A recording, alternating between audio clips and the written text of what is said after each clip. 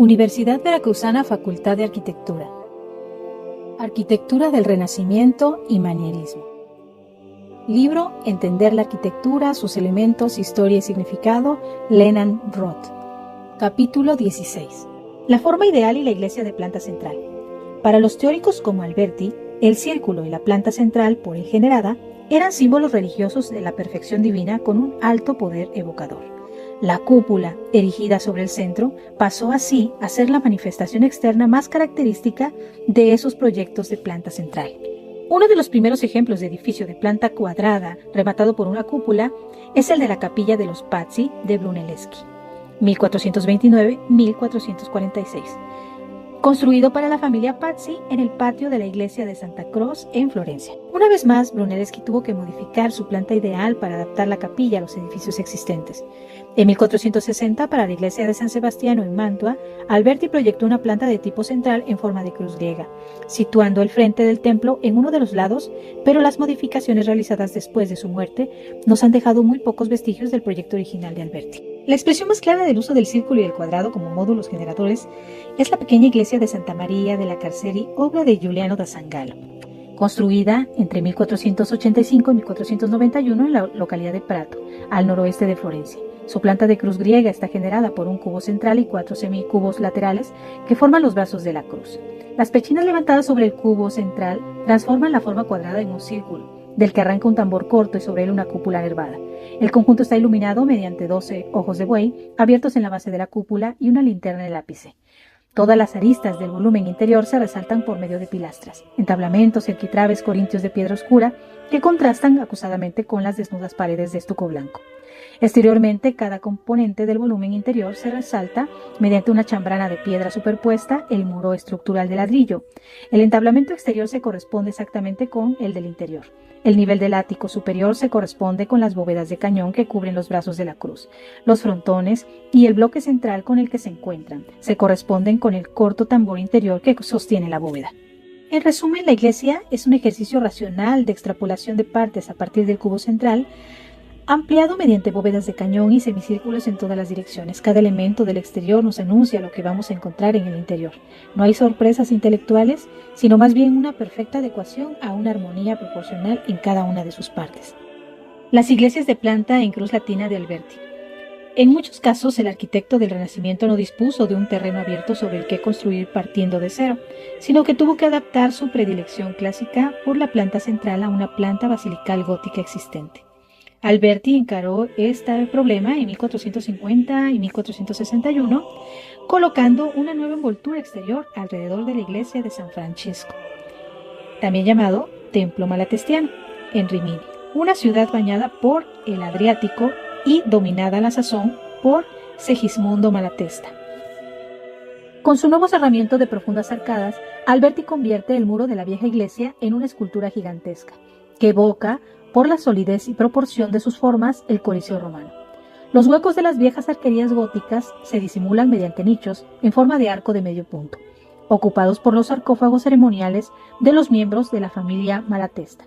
La entrada proyectada por Alberti, inspirada probablemente en los arcos triunfales romanos. Está flanqueada a derecha e izquierda por 2 arcos que repiten el ritmo de las arcadas de las fachadas laterales. El arco central alberga una puerta rompida enmarcada por un arquitrabe clásico y un frontón triangular. Todos los detalles revelan un profundo estudio de las ruinas romanas. En la parte superior de la entrada, Alberti se enfrenta con el problema de realizar una transición elegante entre la alta nave central y las laterales más bajas cubiertas con tejados a una sola vertiente.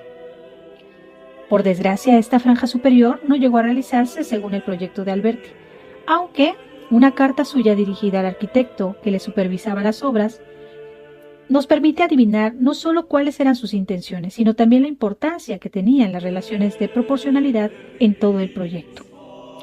Alberti mejoraría esta conexión entre las naves laterales y la central para conseguir una graciosa transición entre los dos cuadrados inferiores y el cuadrado superior del ático, perforado por un óculo. Esta vez empleó una ancha franja separadora horizontal y 2 gráciles consolas curvas. La Basílica de Santa María la Novella. es una de las iglesias más importantes de la ciudad italiana de Florencia y se encuentra situada en el noroeste de la parte antigua de la ciudad, en la plaza del mismo nombre y próxima a la estación de ferrocarril. Es considerada Patrimonio de la Humanidad. En el siglo IX existía un pequeño oratorio dedicado a Santa María de la Viña y sobre él se levantó en 1049 la iglesia de Santa María Novella, concedida en 1221 a 12 frailes dominicos, quienes, guiados por Fray Giovanni da Salerno, habían llegado a la ciudad provenientes de Bolonia 2 años antes. La fachada de mármol se encuentra entre las obras más importantes del Renacimiento florentino. Comenzada en 1456, se finalizó en 1470. La primera intervención se realizó en 1350 cuando la zona fue recubierta de mármol blanco y verde gracias al mecenazgo de Torino del Ful Valdés. De esa época datan los 6 nichos de las 2 portadas laterales, de estilo gótico, así como la ornamentación de mármol a recuadros. Por encargo de la familia Rucellai, León Battista Alberti diseñó la gran puerta central, los frisos y el complemento superior de la fachada, en mármol blanco y verde oscuro. Se terminó en 1470.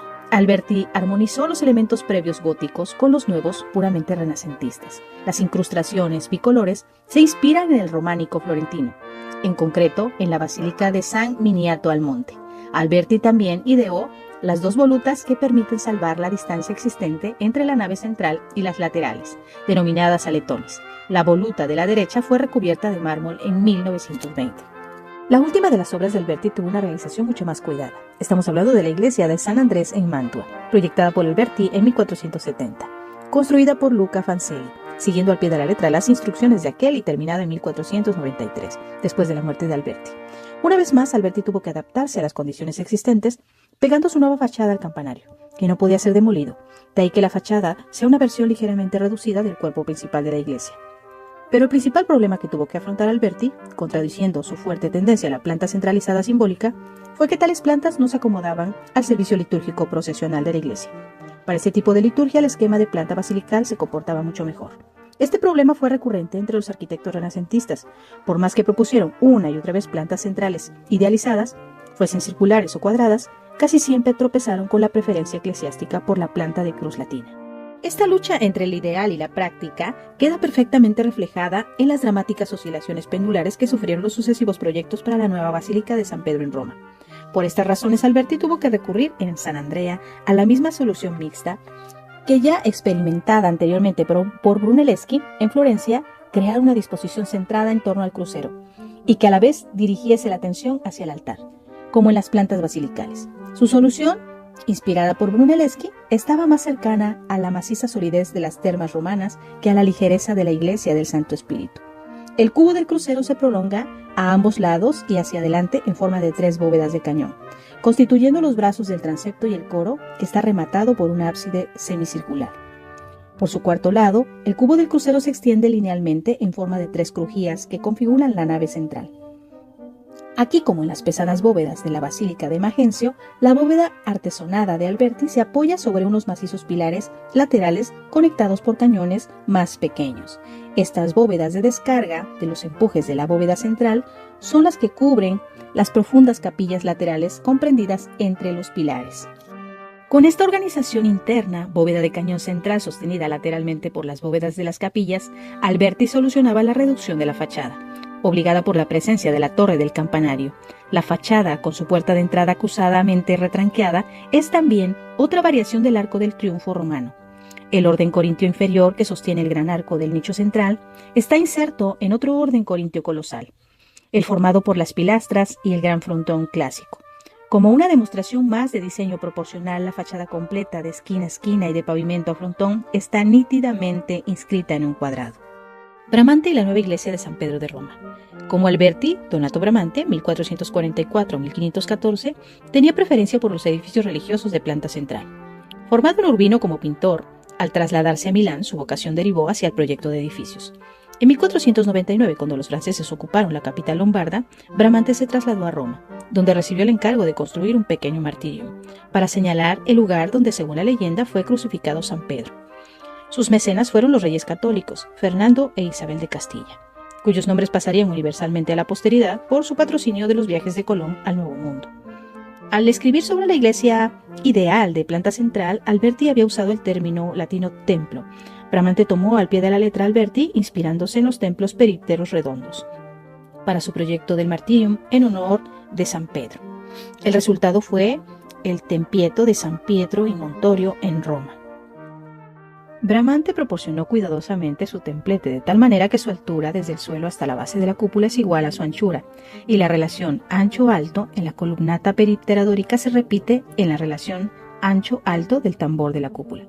Las columnas dóricas se aprovecharon de restos romanos, pero el friso fue diseñado por el mismo Bramante, inspirándose seguramente en el del templo de Vespasiano, con la diferencia de que los elementos del ritual pagano del modelo romano se transforman aquí en elementos del ritual de la misa y en símbolos papales. Así pues, este templete muestra su idea greco-romano en la planta. Pues, si bien la forma redonda es peculiar del templo romano, el peristilo es de ascendencia griega. En la forma, en las proporciones y en los detalles decorativos, solo que aquí este ideal clásico se ha recreado y modelado al servicio de la iglesia. La Roma de la época congregaba a una pléyade de artistas humanistas de primer orden, entre ellos el escultor Miguel Ángel, el joven pintor Rafael Sanzio, llamado Rafael, y Bramante, su tío. Julio II decidió poner las manos a la obra en la reconstrucción de las posesiones papales de acuerdo a la nueva visión del poder humano, una especie de testamento a mayor gloria de Dios y del poder pontificio. Así envió a Miguel Ángel al andamio de la Capilla Vaticana, la Capilla Sixtina, construida por su tío, el Papa Sixto IV, para pintar los frescos del techo. Asignó a Rafael la misión de pintar los frescos de las estancias vaticanas de Julio II, con una serie de representaciones de personificaciones alegóricas de la victoria de la teología humanista. En 1504 encargó a Bramante la reestructuración de los palacios vaticanos, así como la construcción del gran templo de San Pedro, un viejo proyecto de tiempos de Nicolás V que debía superar en tamaño a la Basílica Constantiniana y la nueva ordenación urbanística del conjunto. El encargo debía incorporar los ideales de la nueva arquitectura y proclamar el poder de un cristianismo revigorizado, superador de los logros de la antigüedad pagana. Para la construcción de la nueva Basílica Vaticana, Bramante concibió un vasto martirium sobre la tumba de San Pedro. El proyecto tenía planta de cruz griega con una gigantesca cúpula sostenida por 4 grandes pilares sobre el crucero. En los ángulos de la cruz había 4 capillas secundarias cruciformes y a su vez rematadas por 4 torres cuadradas. Otras 4 cúpulas se disponían en los ángulos entre los brazos de la cruz, así como bóvedas de cuarto de esfera en los extremos curvos salientes de los brazos.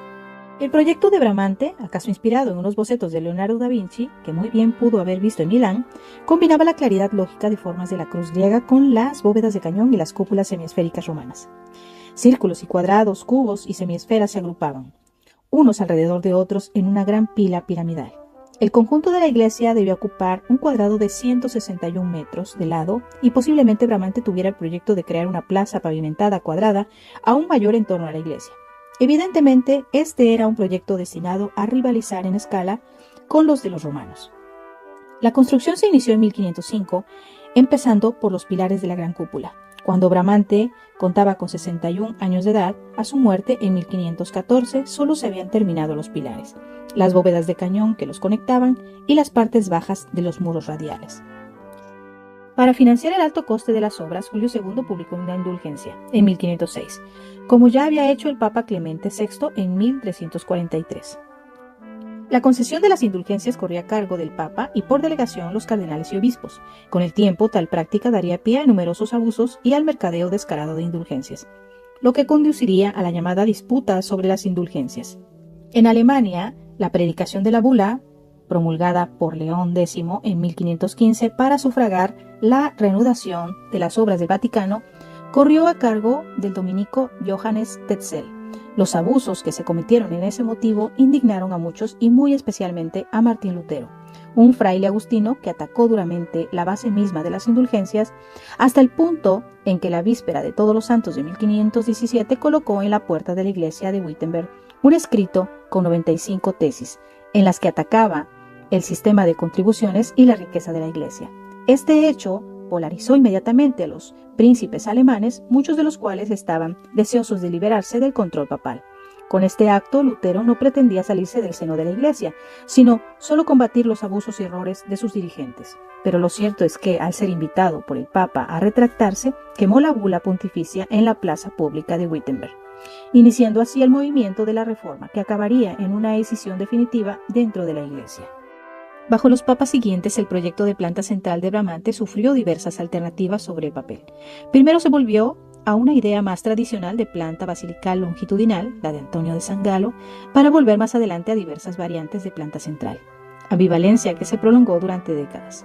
Con la elección de Alejandro Farnesio como papa, Pablo III en 1547, se reanudaron las obras, con los nuevos planos proyectados por un Miguel Ángel ya anciano. ¿Acaso fuera la formación escultórica de Miguel Ángel y su consiguiente familiaridad con el uso de la piedra la que le permitió apreciar con mayor claridad los puntos débiles del proyecto original de Bramante, la excesiva esbeltez de los pilares y macizos de obra para los grandes pesos que debía soportar? Miguel Ángel acortó luces, regruesó pilares y paredes, creando un perímetro más compacto, trabado y sólido. Además, introdujo otro cambio importante. Aunque conservó la idea de planta central con 4 brazos de la misma longitud, propuso modificar uno de ellos, confiriéndole un mayor énfasis como entrada y rematándolo con una gran columnata frontal, deliberadamente o no. Lo cierto es que con ello se estableció una cierta ambigüedad en el diseño. ¿Se trataba o no de una planta central? Bajo su dirección se construyeron los muros de la fachada occidental, organizándolos con unas inmensas pilastras corintias, cuyo tamaño distorsiona cualquier sentido de escala. La cúpula se construyó entre 1585 y 1590, una vez fallecido Miguel Ángel, por obra de Giacomo della Porta y del ingeniero Domenico Fontana, aunque la iglesia estaba sin terminar, ya que el extremo oriental seguía incompleto y no se había concretado aún el acceso al edificio. De estas tareas se encargarían más adelante los arquitectos del barroco. Arquitectura residencial. Los palacios de los príncipes mercaderes. En la próspera Florencia mercantil surgió una nueva tipología residencial urbana, patrocinada por los príncipes mercaderes emergentes, que vendría a sustituir las angostas casas del siglo XIV, por amplias residencias de inspiración clásica. En 1444, Cosme de Médicis concibió el proyecto de una gran mansión familiar, con espacio en la planta baja para instalar sus oficinas comerciales, a construir en un solar de la Vía Larga, a la sazón en el límite de la ciudad con el campo. Inicialmente Cosme encargó una maqueta a Brunelleschi, pero el diseño le pareció tan novedoso e imponente que lo rechazó, por miedo a excitar las envidias de sus conciudadanos. Según cuenta Vasari, Brunelleschi montó en cólera hasta el punto de estrellar la maqueta contra la pared, haciéndola trizas. Entonces, Cosme decidió encargárselo a Micheloso di Bartolomeo, un arquitecto más conservador y amante de la ornamentación. El palacio proyectado por Micheloso aunaba a la sobriedad propia de las residencias florentinas medievales tradicionales, las características típicamente clásicas de sentido de gravedad, proporción y gusto por el detalle romano. La sillería rusticada fue un guiño a la tradición de los constructores locales, el almohadillado florentino, pero la gradación de rusticidad decreciente de piso a piso era completamente nueva. También era novedosa la imponente cornisa, adaptada de los modelos de la antigua Roma, decididamente clásica y proporcionada con respecto a la altura total del edificio. Parece como si estuviera asociada a algún orden invisible de pilastras o columnas adosadas. Otro motivo nuevo que haría fortuna en Toscana y más tarde en los palacios romanos del Alto Renacimiento es el de los medallones esculpidos entre los arquitos de medio punto de las ventanas, con temas tomados de las piezas de las colecciones de los Médicis. Interiormente, las habitaciones están organizadas alrededor de un patio central abierto a la planta baja mediante una arcada perimetral de delicadas columnas corintias. Pese a su aspecto actual, tranquilo y vacío, en su época el patio debió bullir de actividad, con las constantes idas y venidas de los clientes y miembros de la familia y de los artistas y escritores a los que Cosme patrocinaba. El patio estaba ornamentado con estatuas antiguas y con esculturas de su época, tan notables como la de lo heroico David de Donatello. Palazzo Rucellai, Florencia. El planteamiento realizado por el teórico Alberti en su trabajo de remodelación del Palacio Rucellai, comenzado en 1452, fue más radical en cuanto al diseño de la fachada. Giovanni di Paolo Rucellai era un mercader florentino que había hecho fortuna a partir del orichello, un tinte rojo extraído de un hongo tintorio, que dio fama a la Florencia de la época y del que derivaba el apellido de la familia. Como sea que Rucellai había comprado los edificios que rodeaban su casa natal en la esquina de Vía de la Vigna y de la Vía del Palchetto, encargó a Alberti el proyecto de una nueva fachada que unificase las diversas propiedades adquiridas.